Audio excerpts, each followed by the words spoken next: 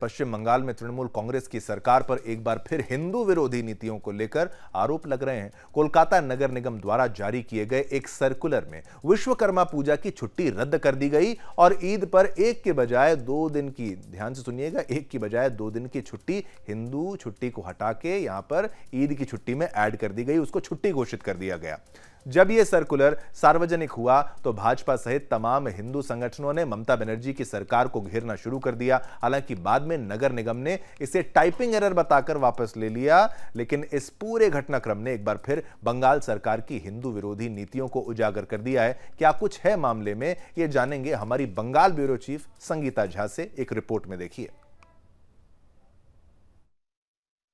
कोलकाता नगर निगम ने स्कूलों में विश्वकर्मा पूजा की छुट्टी रद्द कर दी थी, जबकि ईद की छुट्टियों को 2 दिनों के लिए बढ़ा दिया था, जिसके बाद राजनीतिक विवाद उठ गया। बीजेपी महासचिव जगन्नाथ चटर्जी ने आरोप लगाया कि पश्चिम बंगाल को बांग्लादेश जैसा बनाया जा रहा है। इसके बाद कोलकाता नगर निगम ने स्पष्ट किया कि छुट्टियों की लिस्ट सक्षम अधिकारी की सहमति के बिना जारी की गई थी। निगम ने पुरानी लिस्ट को रद्द कर सुधार करते हुए टाइपोग्राफिकल गलती और प्रक्रियात्मक खामियों का हवाला दिया।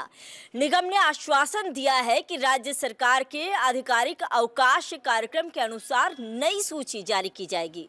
बीजेपी नेता अमित मालवीय ने भी तृणमूल कांग्रेस सरकार पर निशाना साधते हुए इसे इस्लामिक राज्य करार दे दिया है। चलिए, हमने आपको पश्चिम बंगाल की वो खबर बताई जहां पर तृणमूल कांग्रेस की सरकार पर एक बार फिर से हिंदू विरोधी एक फैसला लेने का आरोप लगाया, जहां पर कोलकाता नगर निगम द्वारा जारी किए गए एक सर्कुलर में विश्वकर्मा पूजा की छुट्टी को रद्द कर ईद पर एक के बजाय 2 छुट्टी देने का प्रावधान करने की बात हुई। जब यह सार्वजनिक हुआ तो भाजपा सहित तमाम हिंदू संगठनों ने ममता बनर्जी की सरकार को घेरना शुरू कर दिया। टाइपिंग एरर कोई बता रहा है, कोई इसको गलती बता रहा है, कोई कह रहा है हमसे पूछा नहीं गया था। लेकिन अब इस पर हमने आपको जो है हमारी स्पेशल रिपोर्ट तो दिखाई थी, संगीता झा हमारे ब्यूरो चीफ ने बताया था। अब इस पर केंद्रीय मंत्री सुकांत मजुमदार ने क्या कुछ कहा है, क्या प्रतिक्रिया दी है, वो आपको सुनाते हैं, फिर बाकी का डिटेल आपको देंगे।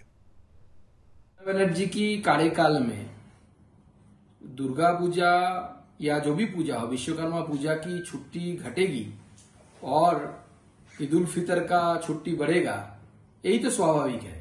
ममता बनर्जी ने वन लिया है कि वो बंगाल को इस्लामिक खलीफेट करके छोड़ेंगे।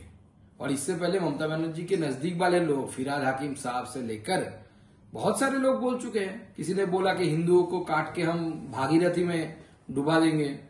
फिराद हाकिम साहब ऑन कैमरा वो कह चुके हैं कि उर्दू भाषियों की संख्या, उर्दू बोलने वाले की संख्या बढ़ानी पड़ेगी बंगाल में, सबको दावत देना है इस्लाम में। तो ममता बनर्जी वही प्लानिंग वो मटेरियलाइज कर रही है और स्कूलों में छुट्टी घटा के, विश्वकर्मा पूजा की छुट्टी घटा के वहां पे मुस्लिमों की त्योहार की छुट्टियां बढ़ाई जा रही है। हिंदू बंगाली को समझना चाहे आगे आने वाले समय में कि अगर वो एक साथ नहीं हुए, एक साथ पॉलिटिकली वोटिंग नहीं किए, तो आगे आने वाले समय में उनकी सारी पूजा की छुट्टी। चलिए, आपने यहाँ पर सुकांत मजुमदार जी को सुना, उनकी प्रतिक्रिया। वो कह रहे हैं कि भाई वो तो पूरा यहाँ पर इस्लामिक कैलिफेट बनाना चाहती हैं। अब आपको बता दें कि ममता बनर्जी का हिंदुओं के प्रति ऐसा रवैया पहली बार नहीं है। इससे पहले भी कई बार उन्होंने तमाम बड़े मुद्दों पर हिंदुत्व का खुलेआम विरोध किया था, या उनकी सरकार की बात आप कहिए। अब इसमें आपको ग्राफिक्स के माध्यम से समझाने का प्रयास करते हैं।